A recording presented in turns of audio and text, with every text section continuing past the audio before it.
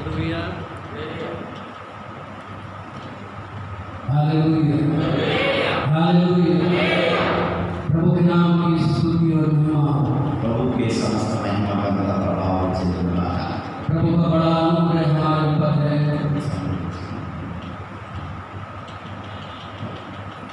प्रभु का बड़ा अनुग्रह और दया हमारे ऊपर है। మనం ఇక్కడ ఉండడానికి దేవుని యొక్క మహాకృప కారణం మనం సజీవంగా ఉన్నాం। उसने अपनी बड़ी करुणा से हमें समय दिया है, मौका दिया है। మరి ఆయన కరుణను బట్టి దేవుడు మనకు ఇలాంటి మంచి సమయం అనుగ్రహించారు। हमारा प्रभु महान अनुग्रहकारी और दयालु है। మన దేవుడు మన జీవితాల్లో కావాల్సినటువంటి కృపను చూపుతారు। ఆయన యొక్క అనుగ్రహమే మన జీవితానికి తోడుగా ఉంది। मैं यहाँ आकर बहुत प्रसन्न हूँ। నేను ఇక్కడ ఉండడానికి బట్టి చాలా సంతోషపడతా ఉన్నాను। पहली बार मैं यहाँ वापटला में आया हूँ इस चर्च में। మొట్టమొదటిసారి బాపట్లో ఉన్నటువంటి మందిరానికి రావడం జరిగింది। मैंने काफ़ी सुना पास्टर बाबू के बारे में, उनकी सेवकाई, उनके पारिवारिक जीवन, और आप सब जानते हैं अपने पास्टर को प्रभु ने उन्हें बड़ा अनुग्रह दिया है।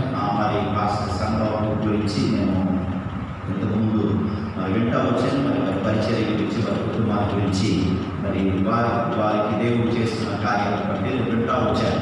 मैंने सोचा नहीं था कि आंध्रा में लगभग 45 दिन 45 डेज हो जाएंगे हम।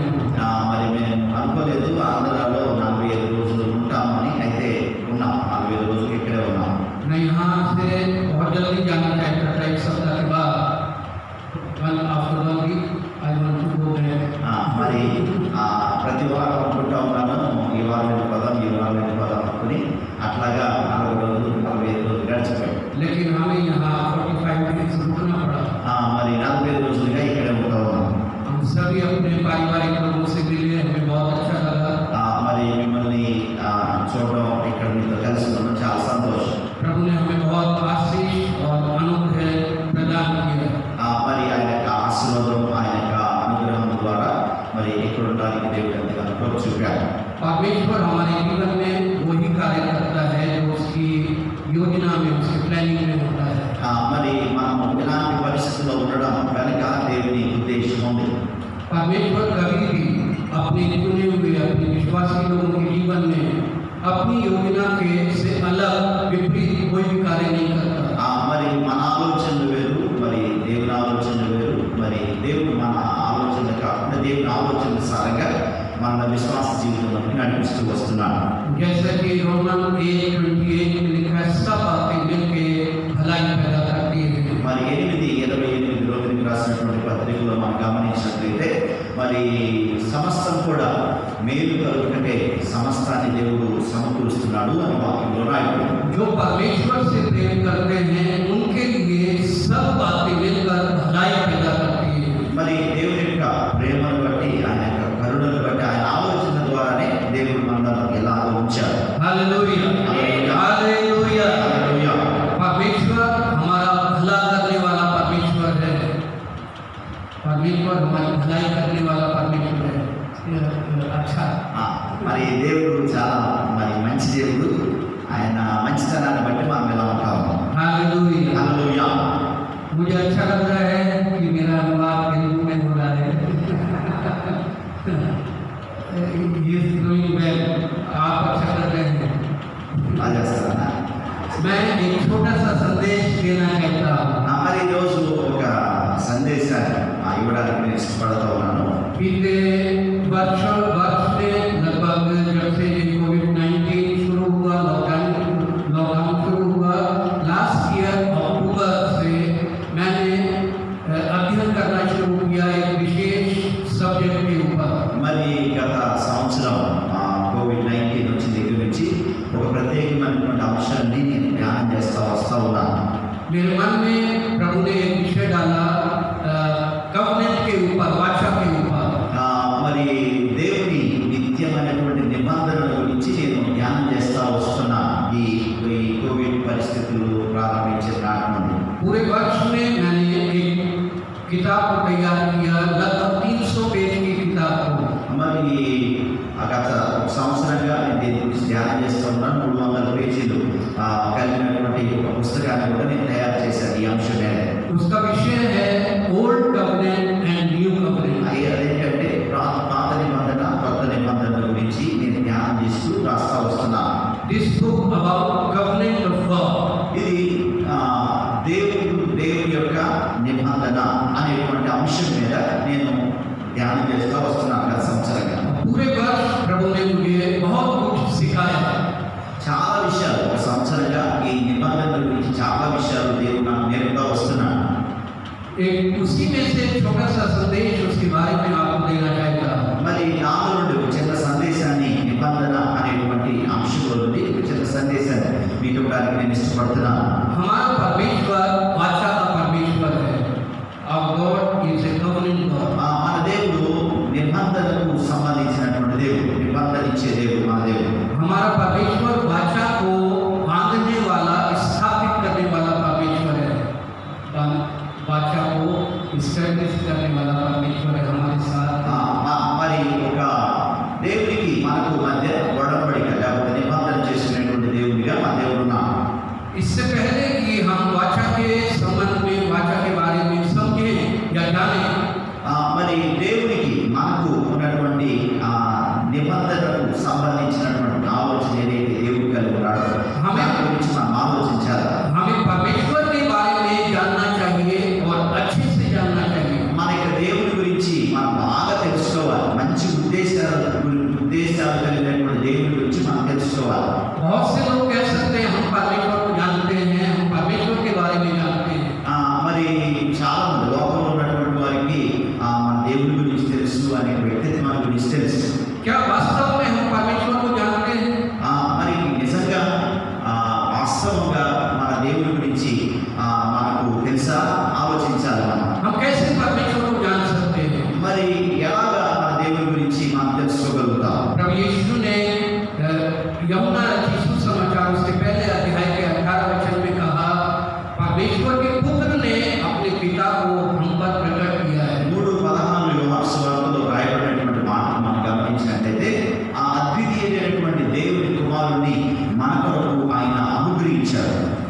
यीशु ने हम पर इस संसार पर परमेश्वर को प्रकट किया है।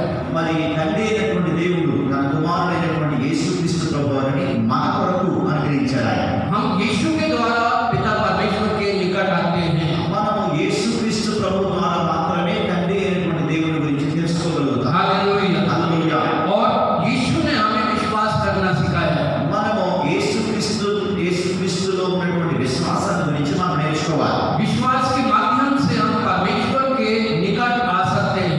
మరి విశ్వాసం ద్వారానే మనం తండ్రి అయినటువంటి దేవుని గురించి తెలుసుకోగలుగుతాం. विश्वास हमारी सहायता करता है। మనకు విశ్వాసం అనేటువంటిది చాలా అవసరమైన ఉంది. यीशु ने हमें विश्वास किया है। యేసుక్రీస్తునందు మనం విశ్వాసాన్ని కలిగి ఉండాలి. यदि हम अपने विश्वास में कायम रहे ఆ విశ్వాసంలో మనం నిలకడగా ఉండాలి. तो हम परमेश्वर में बने रहेंगे। మరి ఆ విధంగా మనము తండ్రి అయినటువంటి దేవునిలో మరి క్రీస్తు ద్వారా వచ్చినటువంటి విశ్వాసం ద్వారా మనం నివాసం చేయగలుగుతాం. और हम आत्मिक फल लाएंगे, हम फलवंत होंगे, फ्रूटफुल। అప్పుడు మనము ఫలభరితమైనటువంటి జీవితాన్ని జీవించగలుగుతాం. हालेलुया। హల్లెలూయా. तो परमेश्वर का स्वभाव क्या है? మరి తండ్రి అయినటువంటి దేవుని స్వభావం ఏమై ఉంది ఆలోచించాలి. यदि मैं आपसे पूछूं तो आप अलग अलग बातें बताएंगे। ఒకవేళ నేను మిమ్మల్ని అడిగితే కనుక మీరు మీకు తెలిసినటువంటి విషయాలు నాకు తిరిగి చెప్తారు. अभी समय नहीं है आपसे पूछने का। మరి అంత అడగడానికి సమయం లేదు. अभी मैं बता दूंगा।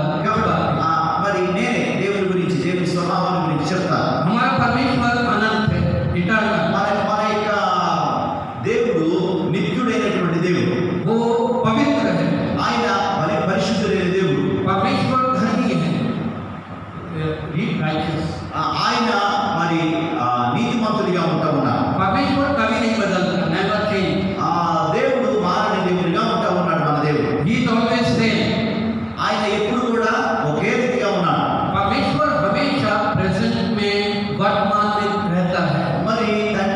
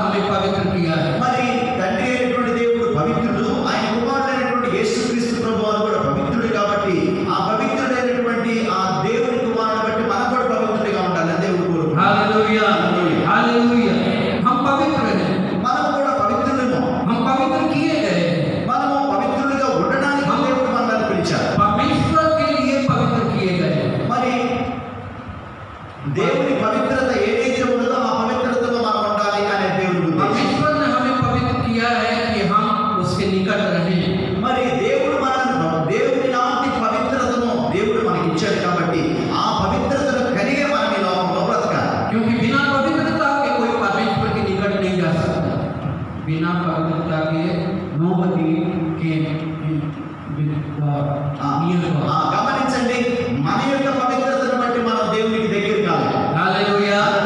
हम परमेश्वर के निकट हैं। మనము దేవుని బట్టి మాత్రమే దేవునికి దగ్గరగా మనం వెళ్ళగలం. परमेश्वर धर्मी है। అది మరి దేవుని నీతి అయి ఉన్నది. उसने अपने पुत्र के द्वारा हमें अपनी धार्मिकता दी है। మరి ఆయన కుమారుడైనటువంటి క్రీస్తు ద్వారా మనం ఈ లోకంలో మరి నీతిమంతులుగా బ్రతకగలుగుతున్నాం. हम अभी धर्मी हैं। అది మన యొక్క నీతి కాదు, దేవుని నీతి. We are spiritual righteous people. మనము ఆత్మ సంబంధమైనటువంటి నీతిమంతులుగా ఈ లోకంలో బ్రతుకుతున్నాం. हम आत्मिक धर्मी लोग हैं। మనము ఆత్మ సంబంధమైనటువంటి నీతిమంతులుగా ఉన్నాం. ఆత్మ సంబంధమైన నీతిమంతులు. संसार के लोग शारीरिक धर्मी हैं। మరి లోకంలో ఉన్నటువంటి వారు వారికి తగినటువంటి నీతిలో బ్రతుకుతున్నారు. ये फर्क है कलीसिया और संसार। మరి వారి నీతి వేరు, మన నీతి వేరు. संसार का धर्म फिजिकल धर्म है। మరి లోకంలో ఉన్నటువంటి వాళ్ళు భౌతికమైనటువంటి నీతిని కలిగి ఉన్నారు. संसार का धर्म कार्य के द्वारा है, कर्म के द्वारा है। संसारिक धर्म कर्म के द्वारा है।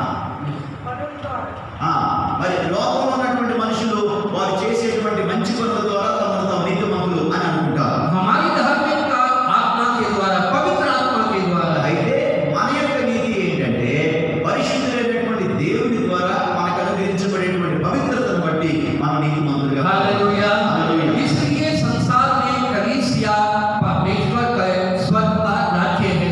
మరి ఇలాగా దేవుని యొక్క రాజ్యంలో దేవుని బిడ్డలుగా నీతిమంతులుగా బ్రతకగలుగుతున్నారు. और परमेश्वर ने कलीसिया में अपनी स्वर्ग की महिमा और जीवन दिया है। మరి పరలోక సంబంధమైనటువంటి జీవితాన్ని జీవించడానికి దేవుడు భూలోకంలో ఉన్నటువంటి మనకు తన కృపను అనుగ్రహిస్తున్నాడు. कलीसिया के द्वारा इस संसार में परमेश्वर प्रकट होता है। మరి ఆయన మనకి ఏదైతే ఆ నీతిని అనుగ్రహించాడో ఆ నీతిని లోకంలో ప్రకటించడానికి దేవుడు మనల్ని ఎన్నుకున్నాడు. परमेश्वर कहते हैं कलीसिया के द्वारा उसका उद्धार, उसकी धार्मिकता संसार में प्रकट हो। గమనించండి, మరి దేవుడు మనకి ఏదైతే నీతిని ఇచ్చాడో, ఏ పవిత్రతనైతే ఇచ్చాడో దానిని లోకానికి చూపించడానికి దేవుడు మనల్ని ఉంచాడు. Hallelujah. Hallelujah. Hallelujah. Hallelujah. Hallelujah. इसलिए परमेश्वर को हमें जानना चाहिए। కాబట్టి దేవుడు మనకు ఇలాంటి పరిస్థితులను ఇచ్చాడు కాబట్టి మనం ఇలా బ్రతకాలని దేవుడు కోరుకుంటాడు.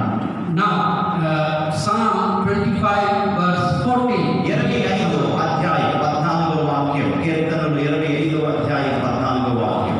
About covenant of God. परमेश्वर किसके साथ वाचा बांधता है? మరి దేవుడు యొక్క నిబంధనల గురించి రాయబడినటువంటి మాటలు మనకు యెహోవా మర్మము ఆయన యందు భయభక్తులు గల వారికి తెలిసి ఉన్నది. ఆయన తన నిబంధనను వారికి తెలియచేయును. आमीन। आमीन। हालेलुया। हालेलुया। जो परमेश्वर का भय मानता है, परमेश्वर उसके साथ वाचा बांधता है। గమనించండి, ఆయన తన నిబంధనను ఆయన మనకు తెలియచేస్తూ మనల్ని ముందుకు నడిపిస్తున్నాడు. वाचा का अर्थ क्या है? संधि। మరి నిబంధన అంటే ఏంటంటే ఇద్దరి మధ్య ఒడంబడిక. दो व्यक्तियों के बीच में एक करार। మరి ఇద్దరు కలిసి చేసుకునేటువంటి నిబంధన. वाचा हमेशा दो व्यक्ति के बीच में बांधी जाती है। మరి నిబంధన చేసుకోవాలి అంటే ఇద్దరు మనుషులు ఖచ్చితంగా కావాలి. और वाचा को आगे ले जाने के लिए दोनों व्यक्ति को फेथफुल होना चाहिए, विश्वास योग्य होना चाहिए। మరి ఏదైనా ఒక పనిలో మరి ఇద్దరు భాగస్వాములు ముందుకు వెళ్ళాలి అంటే వారిద్దరూ నమ్మకస్తులై ఉండాలి. और वाचा का महत्व ये है कि यदि दोनों व्यक्तियों में से कोई भी एक व्यक्ति फेल होगा, अविश्वास योग्य वाचा खत्म हो जाएगा। మరి ఒకవేళ ఇద్దరు వ్యక్తుల మధ్య ఏర్పడినటువంటి ఈ నిబంధనలో ఒక మనిషి ఓడిపోయినా, ఒక మనిషి విఫలమైపోయినా ఇక ఆ నిబంధన క్యాన్సిల్ అయిపోయింది. परमेश्वर ने जब इस संसार में हमेशा वाचा बांधी लोगों के साथ, अलग अलग लोगों के साथ वाचा बांधी। గమనించండి, దేవుడు మరి తన బిడ్డల పట్ల రకరకాలైనటువంటి మరి నిబంధనలు వారి ముందుకు నడిపిస్తూ ఉంటారు. आप देखेंगे परमेश्वर कभी भी असफल फेल नहीं हुआ। మరి దేవుడు ఎప్పుడు కూడా మరి విఫలమైపోడు,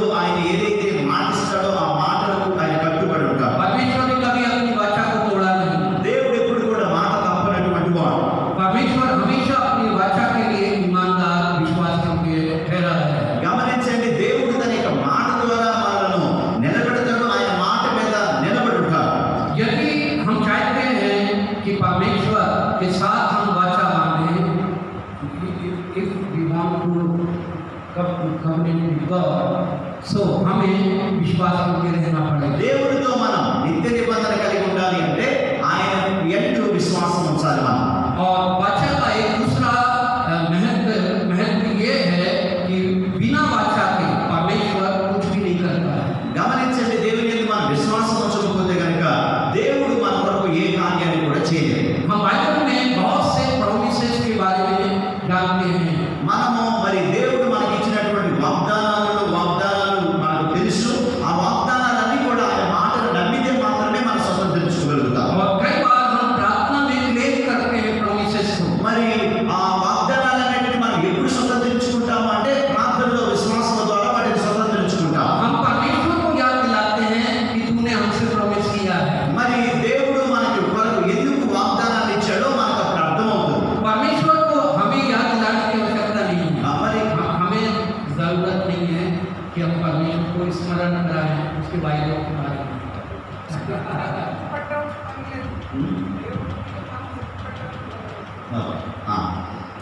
దేవుణ్ణి మనము గుర్తుపట్టాల్సినటువంటి అవసరం లేదు. या हमें कभी भी हम परमेश्वर को स्मरण नहीं दिला सकते. We never कभी नहीं परमेश्वर महान है, वो कभी नहीं भूलता. గమనించండి, దేవుడు మనల్ని ఎప్పుడు కూడా మర్చిపోడు. ఆయనకి సమస్తం కూడా తెలుసు. परमेश्वर हमेशा अपने वायदों में स्थिर है. మరి దేవుడు తన యొక్క మాట చొప్పున ఆయన ఎప్పుడు కూడా స్థిరంగానే ఉండేటువంటి దేవుడిగా ఉన్నాడు. बिना वाचा के कोई भी प्रॉमिस नहीं है. Without covenant no promise. మరి నిబంధన దేవునితో మనం ఒడంబడిక చేసుకోకపోతే కనుక మరి ఏ విధమైనటువంటి ఆ వాగ్దానాన్ని మనం స్వతంత్రించుకోలేము. यदि हम चाहते हैं कि हमारे लिए प्रॉमिस पूरा हो, हमें परमेश्वर का प्रॉमिस प्रतिज्ञा मिले. గమనించండి, మరి దేవుడిని మనం నమ్మి ఆయనతో మరి నిత్య నిబంధన చేసుకుంటే కనుక ప్రతి వాగ్దానాన్ని దేవుడు మన జీవితంలో అనుగ్రహిస్తాడు. ఆ వాగ్దానాన్ని మనం तो స్వతంత్రించుకోవాలి. हमें परमेश्वर के साथ वाचा बांधना चाहिए. గమనించండి, మనము దేవునితో ఎప్పుడు కూడా నిత్య నిబంధన సంబంధాన్ని కలిగి ఉండాలి. ఆ సంబంధం ద్వారానే మనం ప్రతి వాగ్దానాన్ని స్వతంత్రించుకోగలుగుతాం. क्योंकि बिना वाचा के कोई प्रॉमिस नहीं पूरा होगा. గమనించండి పిల్లల, దేవుని నమ్మకుండా దేవునితో వాగ్దానం చేసుకోకుండా ఏ వాగ్దానం కూడా మనకి జీవితంలోనికి రాదు. हालेलुया. హల్లెలూయా. आप समझ रहे हैं? अंडरस्टैंड? అర్థమవుతుందండి? आमेन. हालेलुया. హల్లెలూయా. बिना वाचा के प्रॉमिस नहीं है. Without covenant no promise. ఆ నిబంధన లేకుండా వాగ్దానం అనేటువంటిది లేదు. परमेश्वर ने बहुत लोगों के साथ वाचा बांधा. परमेश्वर ने बहुत लोगों के साथ वाचा को बांधा. గమనించండి, దేవుని యొక్క ఉద్దేశం ఏంటంటే మరి ప్రజలందరూ కూడా ఆయనతో నిబంధన కలిగి ఉండాలి అని, ఆయనతో సంబంధం కలిగి ఉండాలి అని దేవుని వాంఛ, కోరిక. सबसे पहले प्रारंभ में परमेश्वर ने आदम और हवा को बनाया. దేవుడు మరి మొట్టమొదటిగా ఆదాము అవ్వతో దేవుడు నిబంధన చేశాడు. परमेश्वर नहीं चाहता था कि वो पाप करे. మరి परमेश्वर से अलग हूँ. परमेश्वर never want thing Adam Eve live God. మరి దేవుని ఉద్దేశం మరి ఎప్పుడు కూడా ఆదాము అవ్వలు దేవుని దూరం అయిపోవాలనేటువంటి ఉద్దేశం దేవునికి లేదు. लेकिन आदम और हवा परमेश्वर से अलग हो गए. మరి ఆదాము అవ్వలే దేవుడి నుండి వాడే దూరం అయిపోయారు. अनाज्ञाकारिता के कारण, पाप के कारण आदम और हवा परमेश्वर की महिमा से रहित हुए. మరి దేవుని మహిమ నుండి వాళ్ళు బయటికి రావడానికి ఒకటే కారణం ఏంటంటే వారు పాపం చేశారు కాబట్టి దేవుని నిబంధనల నుండి వారు బయటకు వెళ్ళిపోయారు. उसके बाद भी परमेश्वर ने आदम और हवा को छोड़ा नहीं. పైన దేవుని నుండి దూరం అయిపోయినా, దేవుని వాగ్దానం నుండి వారు దూరం అయిపోయినా వారిని మాత్రము దేవుడు విడిచిపెట్టలేదు. వారికి తోడుగానే ఉన్నాడు. उन पर अनुग्रह किया. వారికి కావాల్సిన ఆశీర్వాదాన్ని ఇస్తా ఉన్నాడు. उनके उद्धार के लिए प्रबंध किया. మరి వారు బ్రతకడానికి కావాల్సినటువంటి సహాయాన్ని చేస్తారు. जेनेसिस 3:15 में परमेश्वर ने भविष्यवाणी की कि स्त्री के वंश से पुत्र पैदा होगा, उद्धारकर्ता पैदा होगा. 3:15 ఆది కాండంలో రాయబడినట్లుగా మరి ఒక స్త్రీ సంతానానికి అనేది ఆ సంతానం ద్వారా దేవుడు తన యొక్క వాగ్దానాన్ని నిత్య నిబంధనను స్థిరపరుస్తాడని ఆది కాండం 3:15 వాక్యంలో రాయబడింది. और जो स्त्री का वंश होगा वो शैतान को हराएगा, शैतान को खत्म करेगा. మరి స్త్రీ నుంచి వచ్చేటువంటి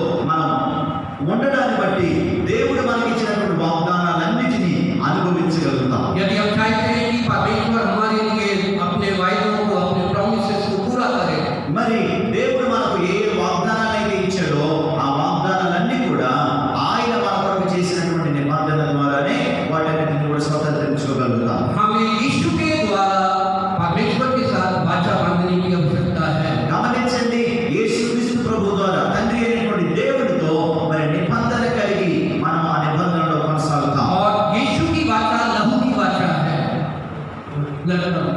యేసుక్రీస్తు ప్రభువుతో ఉన్నటువంటి నిబంధన ఏంటంటే రక్త నిబంధన. और उस वाचा को हम प्रति महीना प्रभु को लॉर्ड सपर के रूप में स्मरण करते हैं। మరి అందుకనే మరి ప్రతిసారి ప్రభు బలలో పాల్గొన్న ప్రతిసారి ఆయన రక్తాన్ని గురించి మనము జ్ఞాపకం చేసుకుంటాం. जो प्रभु भोज है, लॉर्ड सपर है, वो वाचा को हम रिन्यू करते हैं। మరి ప్రభు యొక్క భోజనంలో పాల్గొన్న ప్రతిసారి మనం ఏం చేస్తామంటే మరలా తిరిగి నిత్య నిబంధనలో మనం పాల్గొంటాం. कई बार हम सोचते हैं कि प्रभु भोज, लॉर्ड सपर जो है वो एक रीति है, विधि है। మరి ప్రభు యొక్క బలలో పాల్గొనడం ఏంటి అంటే అది అది ఒక నీతిగా ఉంటుంది. एक हमारा एक ड्यूटी है, हमारा एक काम है। అది మనం చేయవలసినటువంటి పని, ఖచ్చితంగా దాన్ని చేయాలి. ప్రభు భోజనంలో మనం ఖచ్చితంగా పాల్గొనాలి. यदि हम प्रति महीना चर्च में जाकर प्रभु भोज नहीं लेंगे तो पास्टर गुस्सा हो जाएगा। మరి అందుకనే ప్రభు భోజనం ఎవరైనా తీసుకోకపోతే కనుక మాస్టర్ కోపడతాడు. दूसरे लोग हमारे बारे में सोचेंगे कि हम बैकस्लाइड हो गए। మన కొద్దిమంది ఒకవేళ రక్షించబడినటువంటి వాళ్ళు ఎవరైనా కానీ రొట్టె విడకపోతే అనుకుంటారు ఆయన పరిపోయాడేమో, లేకపోతే లోకంలో కలిసిపోయాడేమో అని అనుకుంటారు. అందుకని ప్రభు భోజనం చాలా बहुत से लोग सोचते हैं कि प्रभु भोज लेने से हमारे पाप क्षमा हो जाते हैं। మరి ప్రభు యొక్క భోజనం మనం తీసుకోవడం ద్వారా ఏం జరిగిందంటే మన పాపాలన్నీ కూడా క్షమించబడతా ఉంది. बहुत से लोग सोचते हैं कि प्रभु भोज में सहभागी होने से हमें चंगाई मिलेगी, शारीरिक चंगाई मिलेगी, हम चंगे हो जाएंगे। మరి చాలా మంది ఏమనుకుంటారంటే ప్రభు యొక్క శరీరం మనము తీసుకోవడాన్ని బట్టి శారీరక స్వస్థ కలిగింది అని అనుకుంటారు. फिर बहुत से लोग ऐसा सोचते हैं कि अगर हम प्रभु भोज लेते हैं तो चर्च की मेंबरशिप रिन्यू होगी। చాలా మంది ఏమనుకుంటారంటే ప్రభు భోజనంలో మనం పాల్గొనడం ద్వారా సంఘ సభ్యత్వాన్ని మనం పొందుకుంటామని అనుకుంటారు. और प्रभु भोज लेने से हमारी अटेंडेंस बनी रहेगी चर्च में। మరి ప్రభు భోజనం తీసుకోవడం వల్ల ఏమనుకుంటారంటే సంఘానికి మనం హాజరయ్యేటువంటి వ్యక్తులు కావాలనుకుంటారు. ठीक है, ये सारी बातें हो सकती है, మరి ఇవన్నీ మనకి జరగవచ్చు, ఇవన్నీ మంచిదే. लेकिन ये इम्पोर्टेंस नहीं है। కానీ ఈ వీటి ద్వారా, ఈ ఆలోచనల ద్వారా దేవుని నిబంధనలో మనం ఉండలేము. प्रभु भोज का सही महत्व और इम्पोर्टेंस है कि आत्मा और सच्चाई से हम प्रभु के साथ जुड़ना है। గమనించినట్లుగా మనము చేయవలసింది ప్రభు యొక్క భోజనం మనం తీసుకునేటువంటి మనము మరి ఆత్మతో సత్యముతో దేవునితో నిబంధన చేసి ఆ నిబంధనలో కొనసాగడానికి ప్రభు యొక్క రక్త నిబంధనలో మనం కొనసాగుతున్నాం. और प्रभु यीशु ने कहा, जब तक मैं ना आऊं तुम ऐसा ही करते रहना। ప్రభు రాకడ వరకు కూడా ఆయన నిబంధనలోనే మనం కొనసాగాలి. प्रभु चाहता है कि हम उसकी वाचा को रिन्यू करें, మరి దేవుడి యొక్క उसकी वाचा को स्मरण करें और उसकी वाचा को फिर से हम एस्टैब्लिश करें। మరి దేవుడి యొక్క నిబంధనలు మనం జ్ఞాపకం చేసుకుంటూ ఉండాలి. ఆ నిబంధనలో మనం స్థిరపరచబడుతూ ఉండాలి. यीशु का लहू हमको स्थापित करता है, एस्टैब्लिश करता है। మరి దేవుడి యొక్క నిబంధనలో మనము స్థిరపరచబడుతూనే ఉండాలి. बाइबल को पढ़ेंगे जब आप, बिना लहू बहाए कोई भी वाचा स्थापित नहीं होती। Without shedding blood covenant never established। గమనించండి, యేసుక్రీస్తు ప్రభు వారి యొక్క రక్తము చిందించబడకుండా ఆయనతో నిబంధన అనేటువంటిది జరిగేది కాదు. हालेलुया, హల్లెలూయా. यीशु ने अपना लहू बहाया हमारे लिए। మరి మన కొరకే యేసుక్రీస్తు ప్రభు వారు తన యొక్క రక్తాన్ని చిందించారు. यीशु ने लहू इसलिए बहाया कि हमारे साथ वाचा बांधे। మరి ఆ యేసుక్రీస్తు ప్రభు వారు తన యొక్క రక్తము ద్వారా ఆ నిబంధనలు తీసుకొచ్చి ఆయనతో సహవాసం చేసేటువంటి ఒక భాగ్యాన్ని మనకి ఇచ్చారు. इसलिए इस प्रकार यीशु का लहू हमको धर्मी बनाता है, पवित्र बनाता है। గమనించండి, మరి యేసుక్రీస్తు ప్రభు ద్వారా వచ్చినటువంటి నిబంధన ద్వారానే మనం నీతిమంతులుగా మరి లోకంలో నిలబడతాం, నీతిగా ఈ లోకంలో మరి జీవించగలుగుతాం. Hallelujah, hallelujah, hallelujah, hallelujah, hallelujah. Hallelujah. So बहुत